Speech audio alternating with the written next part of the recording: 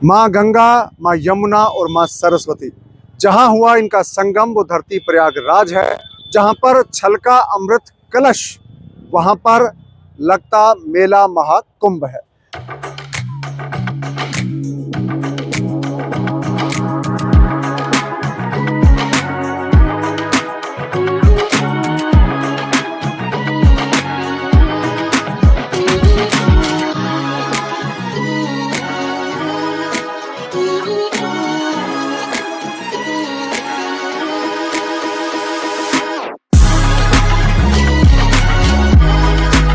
तो ये महाकुंभ का पूर्ण मेला है जो 2025 में आयोजित हो रहा है प्रयागराज में। करोड़ों की तादाद में लोग यहाँ पर पहुंच रहे हैं और त्रिवेणी संगम में डुबकी लगा रहे हैं।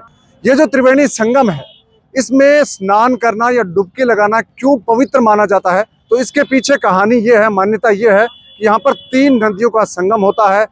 गंगा नदी यहाँ पर है, यमुना नदी यहाँ पर है और अदृश्य सरस्वती नदी।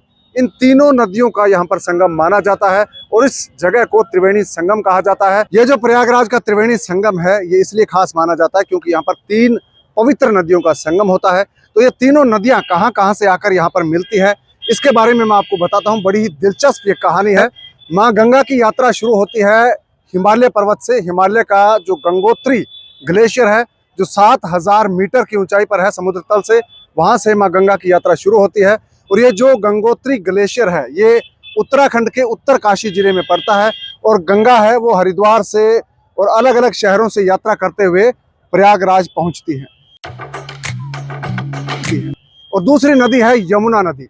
यमुना नदी है वो भी हिमालय से निकलती है, यमुनोत्री ग्लेशियर से, और यमुनोत्री ग्लेशियर है वो भी उत्तराखंड के उत्तरकाशी जिले में पाया जाता है। तो यमुना की यात्रा है वो भगवान कृष्ण की जन्मस्थली से होते हुए, मथुरा से होते हुए यहाँ पर प्रयागराज तक पहुँचती है और 1384 किलोमीटर लंबाई है यमुना नदी की। और यमुना नदी की यात्रा है वो हिमालय पर्वत से शुरू होकर, यमुनोत्री ग्लेशियर से शुरू होकर प्रयागराज में आकर समाप्त हो जाती है। यमुना नदी गंगा नदी में विलीन हो जाती है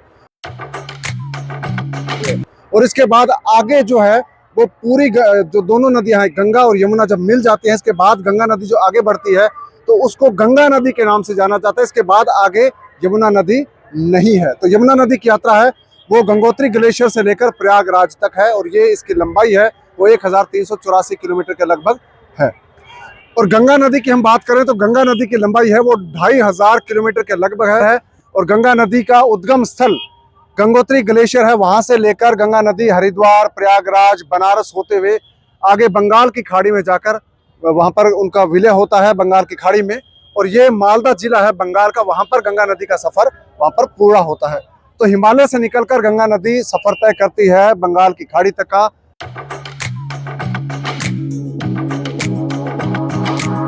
की तीसरी जो पवित्र नदी है वो है सरस्वती नदी। सरस्वती नदी का जो बहाव क्षेत्र है अब वो भूगर्भ के रूप में है। अब वो जमीन पर नहीं बहती क्योंकि 7000 साल पुरानी जो सरस्वती नदी है वो विलीन हो चुकी है। अलग अलग प्राकृतिक कारणों से अब वो नदी सूख चुकी है, तो अब वो माना जाता है कि जमीन में बहती है। और सरस्वती नदी का संगम यहाँ पर इन दोनों नदियों के साथ होता है, यमुना और गंगा के साथ प्रयागराज में। सरस्वती नदी है वो 7000 साल पुरानी नदी है। जो सरस्वती का उद्गम स्थल है वो माना जाता है हिमालय पर्वत में हर की दून जो ग्लेशियर वहां से, और ये अब उत्तराखंड राज्य में पड़ता है। और सरस्वती नदी का बहाव क्षेत्र है वो सिंधु नदी और गंगा नदी के बीच का क्षेत्र माना जाता है। तो सरस्वती नदी का ऐसा माना जाता है कि हिमालय पर्वत से निकलकर उनकी जो यात्रा है वो अरेबियन सागर यानी कि अरेबियन सी में, अरब सागर में जाकर पूर्ण होती है। जो कच्छ का, गुजरात का कच्छ का रण है, वहां जाकर सरस्वती नदी का सफर पूरा होता था। तो ये मान्यताएं हैं क्योंकि सरस्वती नदी अब विलीन हो चुकी है, विलुप्त हो चुकी है, तो उसके बारे में फैक्चुअल तौर पर कुछ नहीं कहा जा सकता, लेकिन मान्यताएं हैं। और बहुत सारे जो भूगर्भ शास्त्री हैं और जो नदियों के जानकार हैं, इसके जो पर्यावरण के एक्सपर्ट हैं, वो बताते हैं कि सरस्वती नदी का जो बहाव क्षेत्र है वो जमीन के अंदर है। और जो मौजूदा नदियां हैं घग्गर और हकरा नदी, वो उसी लाइन पर बहती हैं जहां पर माँ सरस्वती बहती थी।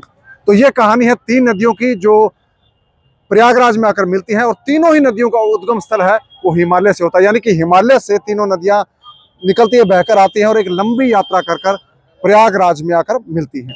जब यमुना नदी गंगा के अंदर आकर मिल जाती है, इसके बाद यमुना का अस्तित्व यहाँ पर विलीन हो जाता है गंगा के अंदर, और इसके बाद लोग इस नदी को आगे जब ये बंगाल की खाड़ी तक जाती है तो गंगा के तौर पर जानते हैं। तो उम्मीद करता हूँ ये जानकारी आपको अच्छी लगी होगी। आप भी संगम में आकर डुबकी लगा सकते हैं और ये बहुत ही पवित्र स्थान माना जाता है। तो आप यहाँ पर आ सकते हैं। और आपको ये जानकारी कैसी लगी है कमेंट करके जरूर बताएं, और साथ ही इस वीडियो को आप दूसरे लोगों के साथ शेयर कीजिए ताकि उनको भी ये जानकारी मिल सके। तो आपसे मुलाकात होगी अगले वीडियो में, तब तक अपना ख्याल रखिए, दीजिए इजाजत, नमस्कार।